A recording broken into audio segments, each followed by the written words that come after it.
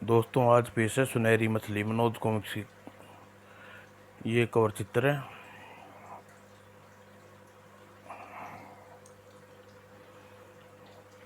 बहुत समय पहले की बात है। किसी गांव में राधा नाम की एक अधेड़ स्त्री अपने इकलौते बेटे रामू के साथ रहा करती थी।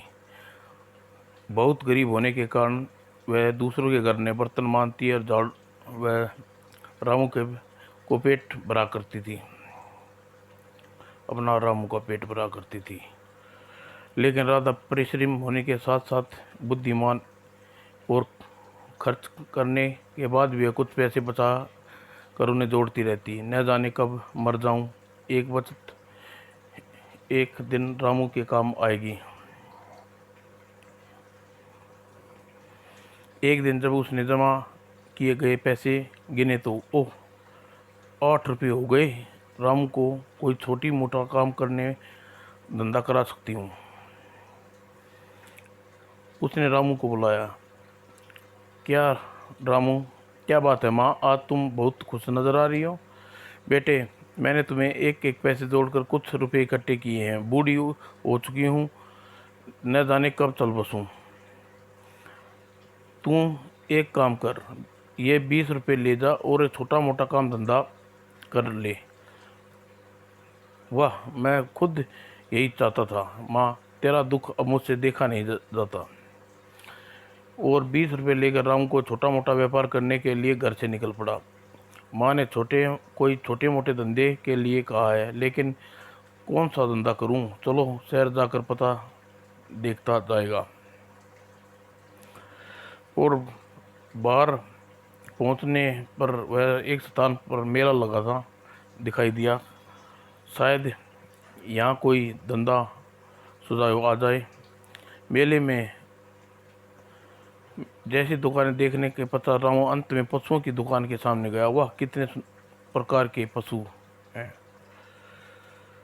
तभी एक कसाई वहाँ आया और एक दुकानदार से बड़े बाड़े में बंधी सारी बकरी खरीद ली। पैसे निकालो, सारी बकरियां मेरी हुई। क्यों नहीं भाई। और बकरियों को खरीदने के पश्चात कसाई उन बकरियों को घसीटता और मारता हुआ अपने कसाई खाने में ले जाने लगा। यह बकरी कुछ ही समय पश्चात मारी जाएंगी। लेकिन उसमें एक कमज़ोर पतली दुबली बकरी गिर पड़ी और कसाई ने उसे बेहतर पीटने लगा। चल तू उठ, चल खड़ी उठ। ओह, कितना बेरहम है यह आदमी।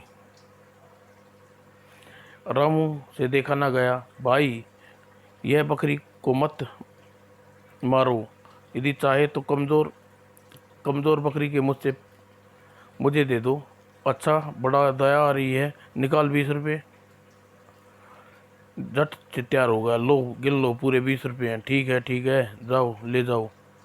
मूर्ख कहीं का, 20 रुपये में मरियल सी बकरी खरीद ले गया। मुझे क्या। और रामू बकरी को लेकर घर पहुंचा। अरे, ये तू कौन सी मरियल सी बकरी कहाँ से ले आया? बाहर करी से खरीद कर लाया हूँ माँ, पूरी 20 रुपये की। रामू की सारी बात बताई। माँ को उस वक्त अधिक क्रोध हो उठी। निकम्मे मूर्ख, तूने गाड़ी में मेहनत की कमाई मरियल सी बकरी पर खरीदने बर्बाद कर दी। अब मैं तुझे 2 दिन भूखा रखूंगी। जा, दूर चला जा मेरी नज़रों से। और फिर रामू उदास होकर बाहर निकल आया। और रामू दिन रात सेवा करके बकरी को कुछ दिनों में तंदुरुस्त हो गई। और लेकिन राधा बकरी को एक आंख ना सुहाती थी। ले मेरी प्यारी बकरी रानी, पेट भर कर खा। निगोड़ा हर समय बकरी के सेवा में लगा रहता है। इसे किसी काम धंधे में लगाने के लिए मुझे फिर से कोई उपाय करना होगा। फिर एक दिन राधा ने रामू को 20 रुपये देते हुए कहा, जा, अब की बार सोच समझ कर ही कोई वस्तु खरीदना। यदि इस बार भी तूने कोई बेकार सी वस्तु खरीदी तो तुझे मुझसे बुरा कोई नहीं होगा। मैं बहुत अच्छा, वहाँ मैं ध्यान रखूँगा। रामू 20 रुपये लेकर घर से चल पड़ा और चलते चलते नदी के किनारे पहुंचा। ओह, नदी में बहुत ज़ोर से प्यास लगी है, थोड़ा पानी पी लूँ। फिर धंधे की तलाश में आगे बढ़ूँगा। और रामू पानी पीने लगा, तभी फंस गई। ओह! पानी पीने के बाद रामू कुछ सोच रहा था। सोचा कुछ सोचा कर मछुआरे के निकट पहुंचा, और मछुआरे तब तक अपना जाल पानी से खींच चुका था। अरे, यह क्या सुनहरी मछली! ओह! पूरे दिन में केवल एक मछली फंसी है, अब क्या होगा? अचानक मछुआरा फूट फूट कर रोने लगा।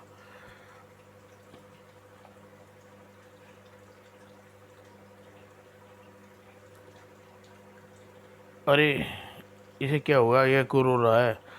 मछुआरा रोता रोता बोला, क्या बताऊं भैया, आज मुझे राजा का मछली पकड़ कर देना था, जबकि मेरे पास न केवल दमड़ी है और न ही घर में खाने के लिए अन्न का दाना।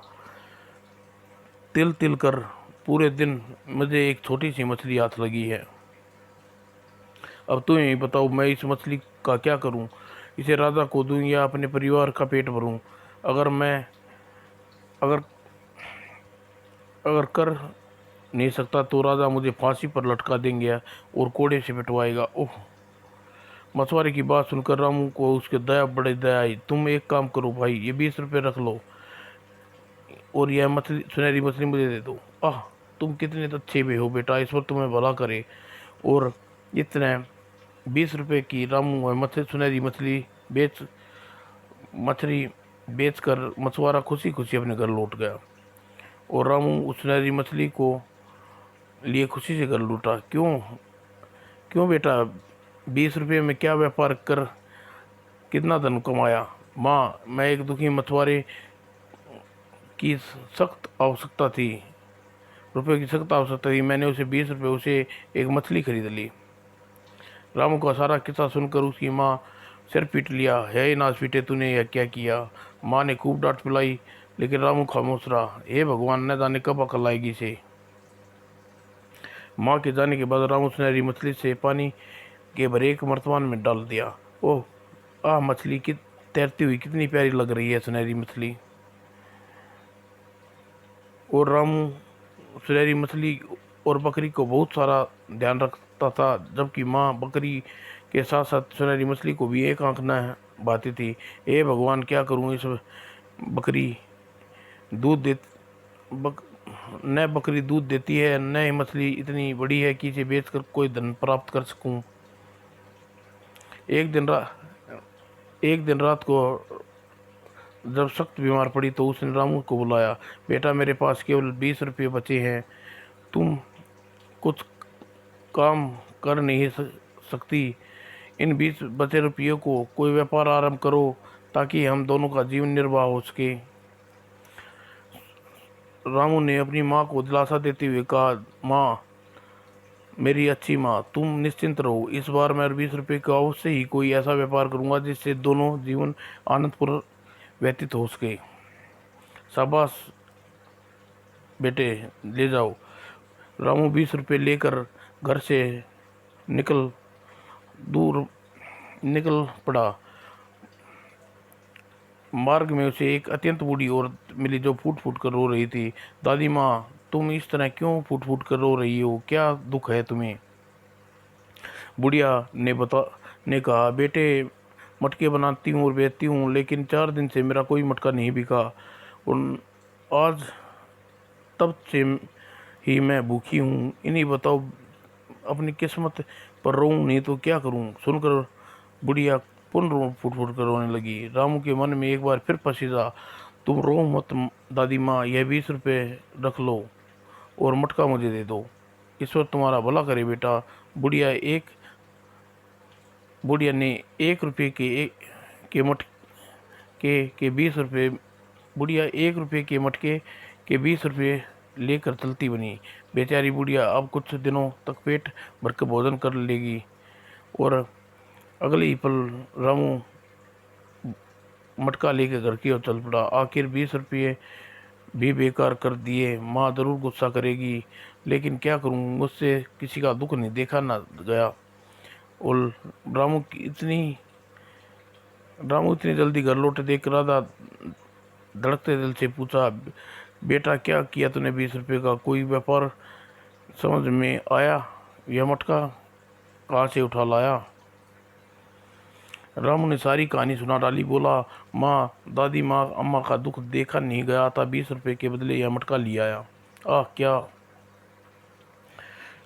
मूर्ख निकम्मे नासपीटे, तूने मेरे जीवन भर की पूंजी मिट्टी में मिला दी, मुझे बर्बाद कर दिया।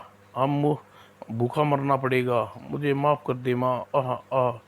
राधा दुख की कोई सीमा न रही। रामू को उसने बहुत पीटा और कोसा, और तुरंत ही पछाड़े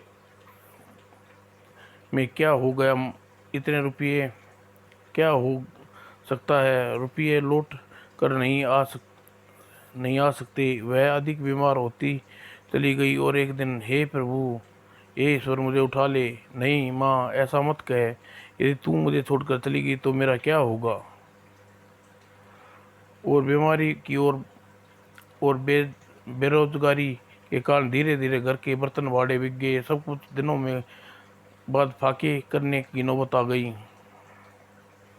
रामू दुखी होकर सोचने लगा, हे ईश्वर, अब मैं क्या करूं? घर में अन्न का एक दाना भी नहीं है और माँ का इलाज के लिए एक फूटी कौड़ी नहीं है। मछली और बकरी मटके का क्या करूं? इन्हें बेच डालूं? तभी उदास रामू के कानों में आवाज़ सुनाई पड़ी, रामू, तुम इतने उदास क्यों हो? अरे, ये आवाज़ कैसी? और उसने चौंक कर देखा, लेकिन बकरी के आवाज़ का बकरी के अलावा कोई भी नहीं दिखाई दिया। उस आवाज़ के बराबर उसके कानों में पड़ रही थी। समझ में नहीं आता ये कौन बोल रहा है। तभी उसकी दृष्टि अपनी और आती बकरी पर आश्चर्य से बोला, बकरी रानी, क्या तुम बोल रही हो? हाँ रामू, मैं बोल रही हूँ। क्या तुम्हें अपनी उदासी का कारण नहीं बताओगे? क्या बताऊँ प्यारी बकरी रानी। रामू भी बकरी रामू ने बकरी रानी को घर की सारी स्थिति का पश्चात अंत में कहा, माँ सख्त बीमार है और धीरे धीरे खाने के अन्न का एक दाना भी नहीं। अब तुम ही बताओ, उदास ना हूँ तो क्या करूँ? तुम उदास व परेशान होकर रामू, एक काम करो, मुझे कहीं से लाकर शेर भर दूध पिलाओ। फिर मेरा दूध निकाल कर उसे रात भर अंधकार में रखो और सुबह बताऊंगी। अच्छा मेरी प्यारी बकरी रानी, ऐसा ही करता हूँ। किसी आस पड़ोस से उधार लेकर रामू शेर भर दूध खरीदा और सारा दूध बकरी के सामने रख दिया। बकरी रानी का कर्ज बकरी रानी का दूध का कर्ज कल संध्या तक ही मुझे चुकाना होगा। और चिंता मत करो रामू, सब ठीक हो जाएगा। बकरी रानी ने सारा दूध पीने के पश्चात अब रामू ने उसी दूध दूह लिया। अब जाओ, इसे अंधेरे में रखो। अच्छा। और सुबह होने पर दूध बर्तन देखा, ओह, इसमें दूध सोना हो गया। और तुरंत ही बर्तन को लेकर बकरी रानी के पास आया। यह कैसा चमत्कार है बकरी रानी, सारा दूध सोने का हो गया? आश्चर्य मत करो रामू, मैं जो कहती हूँ ध्यान से सुनो। इस सोने के दूध को तुम राजा के पास ले जाओ और उसे राजा उससे दाम पूछे तो तुम 5 स्वर्ण मुद्राएं मांगना और कम न ज़्यादा। यह ध्यान रखना रामू, लालच बुरी बला है होती है। मैं ध्यान रखूंगा बकरी रानी। अच्छा, मैं चलता हूँ। वो रामू लेकर राजा के दरबार में पहुंचा और राजा के दरबारियों ने सोने के दूध देखकर आश्चर्य हुआ। सोने का दूध? आश्चर्य, यह कैसा चमत्कार, कम से कम नहीं, इसे तो पहले कभी नहीं देखा सुना। और राजा ने प्रसन्न होकर कहा, हम प्रसन्न हुए बालक, यह दूध की कीमत क्या चाहते हो? रामू ने बकरी रानी के कहे अनुसार कहा, महाराज, इसकी कीमत केवल 5 स्वर्ण मुद्राएं हैं, बस वही दे दीजिए। क्या, केवल 5 स्वर्ण मुद्राएं? आश्चर्य है, लगता है मूर्ख लड़का है। कहीं कहीं कोई ठग तो नहीं? मुझे तो यह कोई मायावी जादूगर लगता है। दरबारियों में आपस में कानाफूसी होने लगी और तुरंत ही दूध की जांच पड़ताल करने पर पश्चात राजा ने समस्त दरबारियों को विश्वास हो गया कि दूध वास्तव में सोने का है। मंत्रियों महामंत्री, इसको 5 नहीं 10 स्वर्ण मुद्राएं राजकोष से दे दो। जो आज्ञा। ठहरिए महाराज, यह दूध केवल 5 स्वर्ण मुद्राएं मैं बेचूंगा, न था नहीं। बहुत खूब, हम तुम्हें दृढ़ निश्चय से अति प्रसन्न हुए बालक। मंत्री जी से 5 स्वर्ण मुद्रा दिलाओ। जो आज्ञा महाराज। और मुद्राएं लेकर रामू खुशी खुशी घर लौटा। लो देखो माँ, सोने की 5 स्वर्ण मुद्राएं, हम अब कभी कष्ट नहीं उठाना पड़ेगा। अरे सोने की 5 मुद्राएं कहाँ से लाया तू? कहीं चोरी तो नहीं कर ली? नहीं माँ, मेरी अच्छी माँ, मुझे राजा ने दी है। रामू ने सारी बात अपनी माँ को बता दी। रामू की बात सुनकर उसकी माँ प्रसन्नता हुई और कुछ दिनों में बिल्कुल स्वस्थ हो गई। अब मैं तुम्हें कितने नालायक समझती थी मेरे लाल, तू तो हर तरह से कोसा करती थी। ऐसा ना कहो मेरी प्यारी माँ। और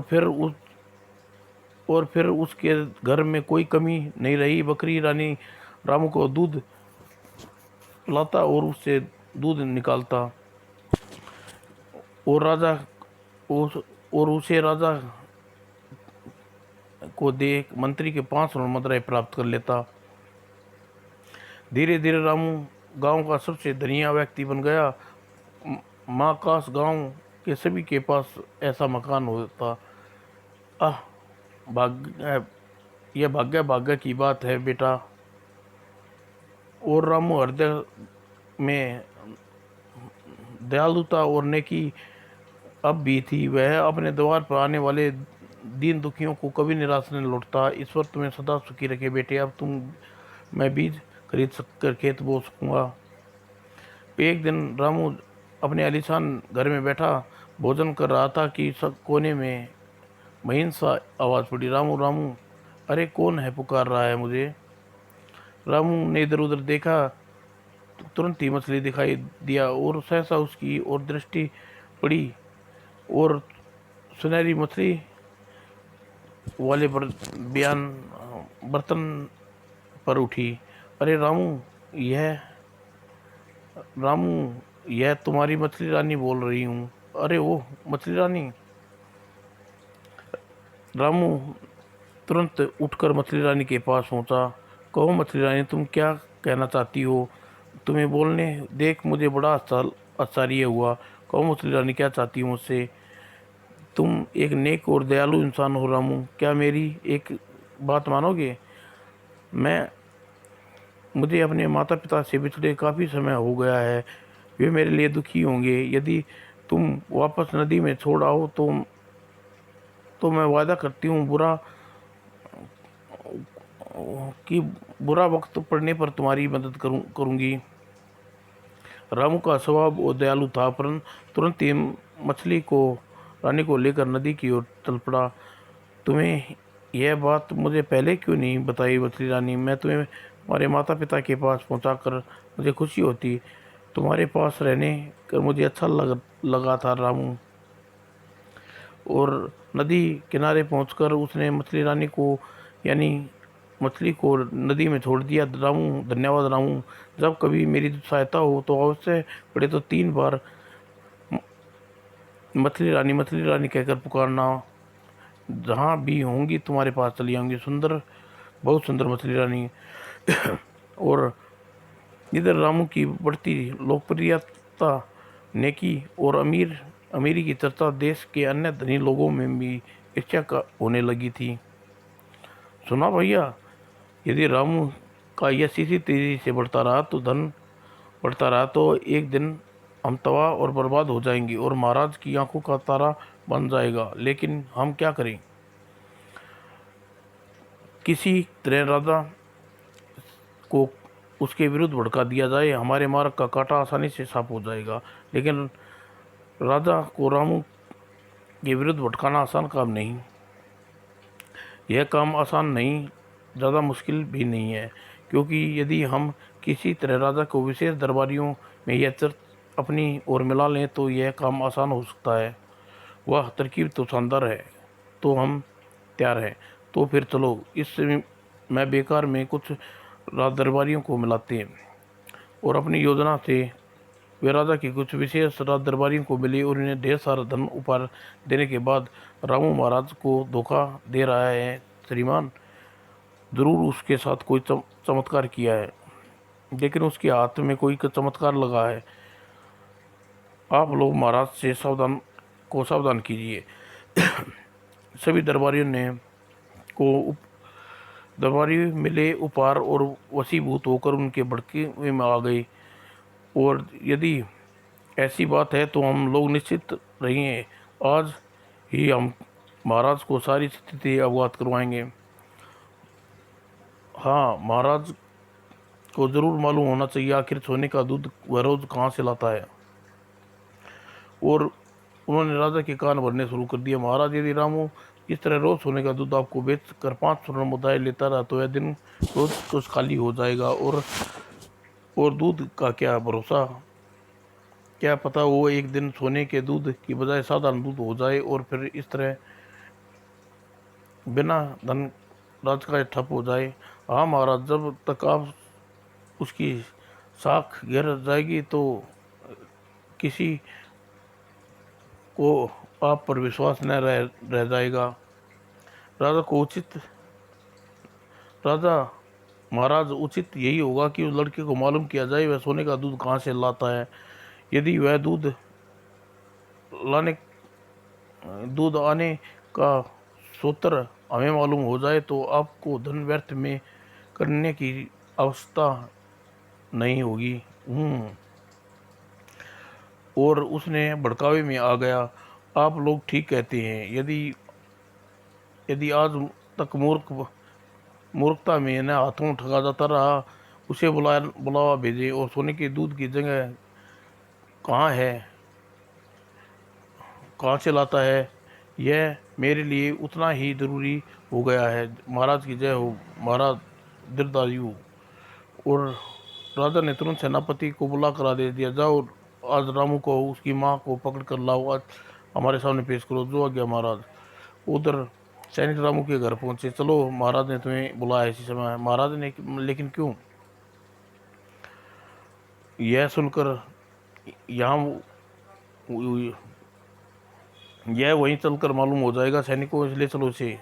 हे ईश्वर, क्या होने जा रहा है? तो दरबार में बताओ, तुम सोने का दूध कहाँ से लाते हो?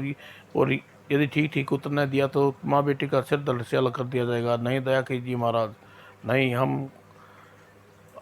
हम कुछ नहीं जानते, हमें तुम्हें यह राज बताना ही होगा। ओह जरूर महाराज, हमारे विरुद्ध भटकाया गया है। कोई तरह न देख रामू ने राजा को सब कुछ सच सच बता दिया। हम कुछ नहीं चाहिए, आप उस बकरी को ले लीजिए, मेरी माँ को छोड़ दीजिए। लेकिन सैनिकों लाओ वह बकरी ले आओ, उससे इसने यह राज हमसे छुपाने की जरूरत, इन गुनाह में कारागार में डाल दो। जो आज्ञा महाराज। दया करें महाराज, दया करें, यह अन्याय है महाराज। और तुरंत ही राजा ने उसकी एक ना सुनी और उन्हें कारागार में डाल दिया। हे भगवान, यह तूने क्या किन पापों की सजा दी है? धीरज रखो माँ, एक ना एक दिन सब ठीक हो जाएगा। यह हमें न्याय जरूर मिलेगा।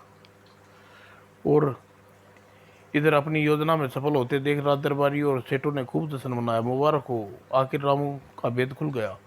आखिर वह दुष्ट अपने किए की सजा मिल गई। और धीरे धीरे समय गुजरता गया।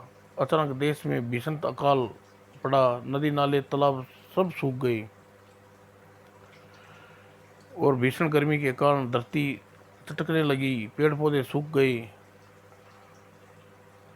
लोगों में त्राही त्राही मच गई। पानी के लिए एक एक बूंद के लिए तरसते रहे। पानी पानी। और लोगों ने महाराज से भी गुहार की, महाराज कोई उपाय करें, वरना यह सूखे के कारण हम सब काल के ग्रास बन जाएंगे। पानी की एक बूंद भी कहीं भी नहीं है महाराज। तालाब नदी नाले सब सूख गए।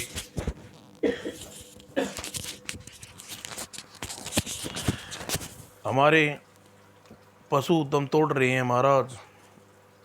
लेकिन राजा के पास सूखे से निपटने का कोई उपाय नहीं था। उप क्या करूं, कहाँ जाऊं, किसे इन्हें पानी, इनके लिए पानी।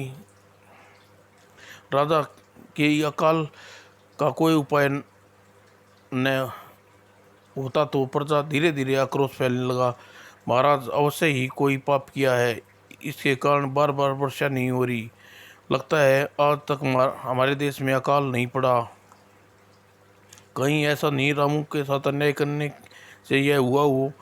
हाँ, यदि यही बात है, शायद वरुण देवता महाराज से अन्याय का और अप्रसन्न हो गए हैं। जल्दी ही प्रजा में बगावत हो पर उतर आई। उन्हें अकाल का कारण रामू और उसके साथ राजा द्वारा अन्याय किया जाना ही समझा। तब राजा का यह धर्म हम सब की जान अधर्म हम सब की जान लेके छोड़ेगा। चलो भाइयों, सब राजा के पास चलते हैं। हाँ हाँ चलो, आज हम राम को आज़ाद करा के ही रहेंगे। चलो चलो, और सिर धीर राम को रिहा करो। राम के कारण वन देवता रुष्ट हुए हैं, यह धर्म है। उफ, यह क्या संकट खड़ा हो गया, अब क्या करूं। राजा की आपातकालीन दरबार बुलाया। प्रजा राम को कारण ही यह हम पर बगावत पर उतर आई है। अब आप लोग कोई उपाय सोचो, वरना प्रजा का विश्वास हम पर से उठ जाएगा। मेरे दिमाग में एक उपाय है, जल्दी कहो। रामू को आप रिहा कीजिए, लेकिन साथ ही यह घोषणा करवा दीजिए, यदि रामू वर्षा नहीं करवा पाया तो मौत की घाट उतार दिया जाएगा। यह तुम क्या कह रहे हो? ठीक कह रहा हूँ महाराज। राम कोई देवता नहीं है जिसे कहने पर वर्षा हो जाएगी। अगर वह प्रजा को भ्रम मिट जाएगा और रामू की मौत के साथ ही मार्ग का कांटा हमेशा साफ हो जाएगा। यानी तुम्हारी यही योजना पसंद आई।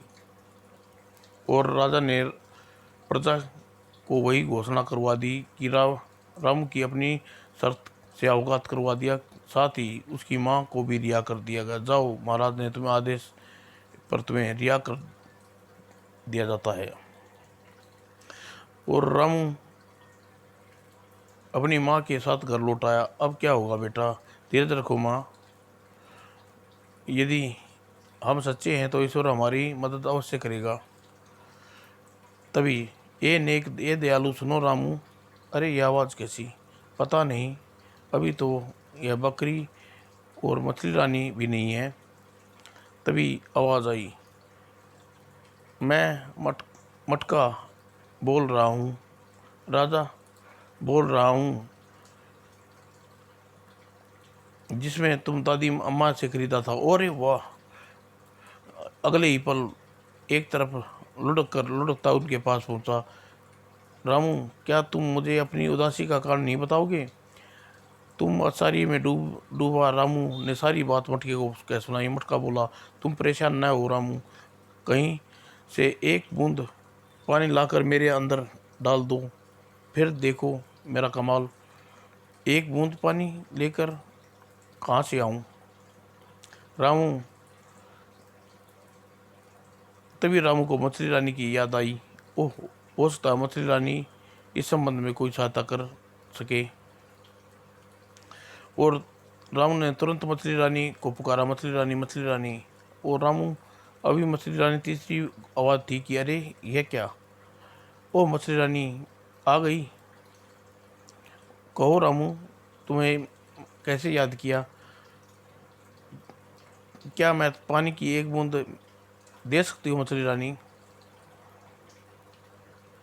हाँ, क्यों नहीं रामू। मेरे मटके उस मटके को मेरे सामने लाओ, अभी लो मछली रानी।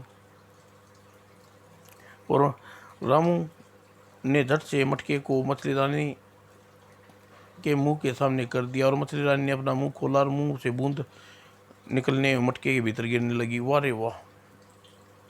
पानी का की बूंद मटके के किनारे में मटका पानी की पूरी तरह भर गया और पलक झपकते ही साथ में वह धर धर पानी निकलने लगा।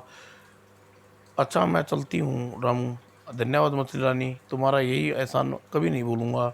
और मछली रानी के जाने के बाद रामू, अब तुम मुझे उठाकर बाहर छिड़क छिड़का तिरछा कर रख दो, अभी लो मटके। और मटके ने राजा रामू ने मटके राजा को तिरछा करके बरामदे में रख दिया और पल पल पानी किसी तेज धार की न वाली नदी की तरह सामान निकलने लगा। हे ईश्वर, तेरा लाख लाख शुक्र है।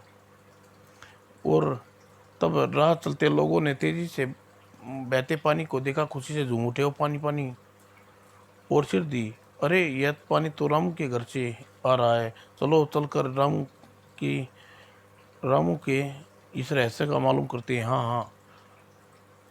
और जब लोगों को सारी बात पता चली तो रामू के जय जयकार होने लगी, रामू जिंदाबाद, रामू दयालु, रामू जय। और फिर सिर दी तेज गति से चारों ओर काली और बहता पानी भाप बनकर बनकर आकाश में उड़ गया और बादल बन गए। और ओह वर्षा, वरुण देवता प्रसन्न हो गए, अब क्या अकाल दूर हो गया। और जब सारी बात राजा को खबर मिली तो उसने समय भी वर्षा होती देखी और उसने अपने किए पर बड़ा पश्चाताप हुआ। उन्होंने उस सभी सेठों को और नगरवासियों दरबारियों को पकड़ मंगाया जिन्होंने रामू के विरुद्ध षड्यंत्र रचने और भड़काया था। इन सभी दुष्टों को कोड़े पीटे जाए और काल कोठरी में डाल दो। जो आज्ञा महाराज। दया राजा दया, हमें क्षमा कर दो राजा। सभी दया की भीख मांगने लगे। राजा ने उन पर जरा भी दया नहीं आई और फिर कारागार में डाल दिया। दुष्टता की अंजाम यही होता है, जीवन भर अपने किए की सजा भुगतो। और उसके पश्चात राजा रामू की बकरी को लेकर स्वयं रामू के घर पहुंचे। हमें क्षमा कर दो बेटे, हमने किए का लज्जित हैं। ऐसा ना कहो महाराज, आपकी कोई दोष नहीं है। लाइए, आइए, पधारिए, सेवा करने का एक मौका दीजिए। उसके बाद रामू ने देश में अकाल कभी नहीं पड़ा और रामू की माँ के साथ आनंदपूर्ण रहने लगा। समय बीतने के साथ साथ रामू एक सुंदर हष्टपुष्ट जवान बन गया। बेटे राम, तुम प्रजा तुम्हें मुझसे बढ़कर चाहती है। मैं बूढ़ा हो चुका हूँ, अतः मैं चाहता हूँ कि तुम आज से राजपाट चलाओ और तुम तीर्थ यात्रा करने की इजाज़त दो और यह ताज ग्रहण करो। लेकिन महाराज, परंतु राजा उसकी जिद के आगे रामू एक न झुकना पड़ा। और एक दिन बड़ी धूमधाम से राजा ने स्वयं अपने हाथों से उसे ताजपोशी की। राजा रामू जिंदाबाद, महाराज रामचंद्र जिंदाबाद। और राजा की बागडोर संभालने पश्चात रामू खुशहाल हो गया। इच्छा दूसरों को स्वयं हानि उठाता है, नेकी दूसरे ईर्ष्या करने वाले व्यक्ति स्वयं हानि उठाता है, नेकी सदा फलती फूलती है। समाप्त दोस्तों।